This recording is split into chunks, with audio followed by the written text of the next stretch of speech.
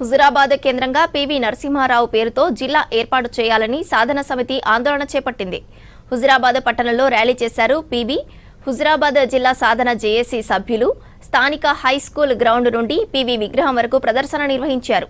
చాలా కాలంగా ఉన్న ఈ డిమాండ్ను రేవంత్ సర్కార్ నెరవేర్చాలని కోరారు సాధన సమితి నేతలు.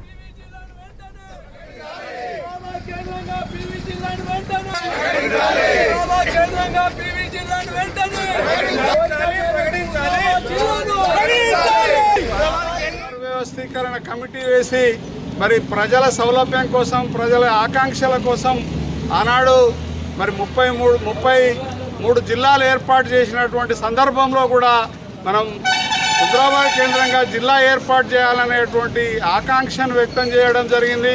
ఆనాడు ఉన్నటువంటి ప్రభుత్వం దృష్టికి, మరి జిల్లాల పునర్వ్యవస్థీకరణ కమిటీ కేశవరావు కమిటీ దృష్టికి, మరి ఆనాడు ఉన్నటువంటి ప్రజాప్రతినిధులు, మంత్రులు, ఎంపీలందరి దృష్టికి కూడా తీసుకుపోవడం జరిగింది. తప్పకుండా హుజురాబాద్ కేంద్రంగా జిల్లా ఏర్పాటు చేస్తామని చెప్పి ఆనాడు పరిశీలిస్తామని చెప్పి కూడా వారు హామీ ఇచ్చారు.